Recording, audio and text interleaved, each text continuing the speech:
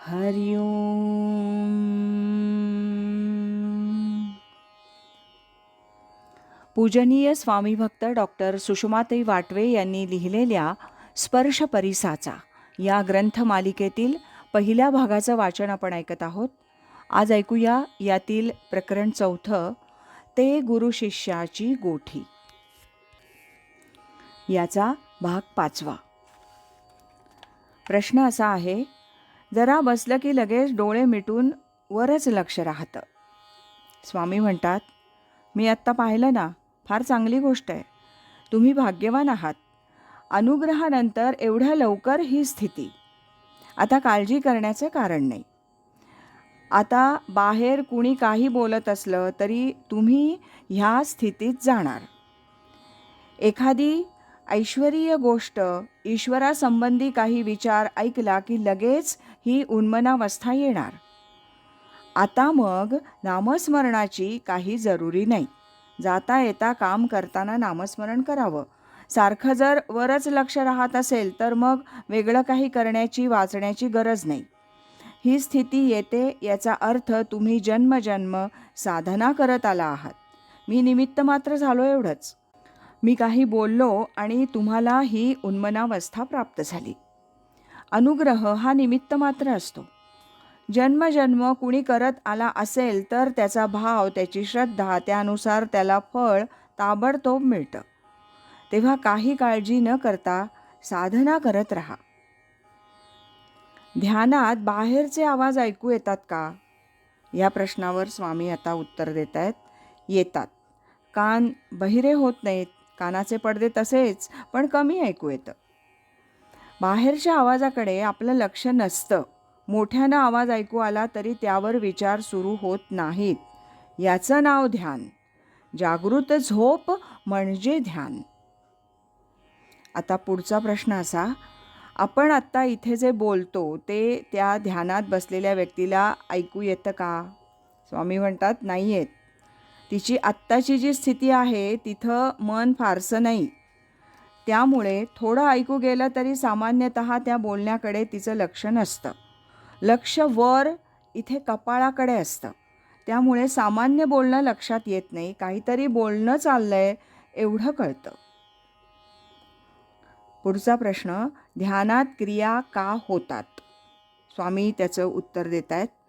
ध्यानात मन उन्मन झालं की काही वेळा क्रिया होतात. मान वर जाणं, कपाळाला आठ्या पडणं, डोळे वर जाणं, सर्व अंग हलणं असं काही होतं. झोपेत जसं मन लीन झालं की शरीराच्या काही क्रिया नकळत होतात. काही मंडळी तर झोपेत उठून चालायलाही लागतात. या उलट काही जण अगदी शांत, काही गडबड न करता ध्यानाला बसतात. रामकृष्ण परमहंस एकदम उठून उभे राहत. जवळचे शिष्य त्यांना धरायला धावत.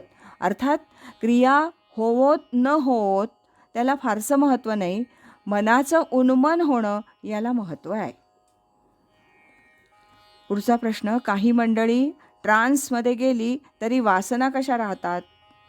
त्यावर स्वामी म्हणतात, ट्रान्समध्ये गेली तरी वासना राहतातच. पुढे हळूहळू त्या क्षीण होतात. जसजसं सोहमचं अनुसंधान वाढेल, बोध वाढेल, तसतशा वासना कमी होतात. पण संपूर्ण जात नाहीत. ज्ञानी झाला तरी काही वासना राहतात, पण त्याचा त्याला लेप नसतो. प्रकृतीपासून अलग होणं हे महत्त्वाचं. साधनेनंच प्रकृतीपासून अलग होता येतं. वैराग्य वाचून ट्रान्सची अवस्था कशी प्राप्त होते? या प्रश्नावर स्वामीजी उत्तर देत आहेत.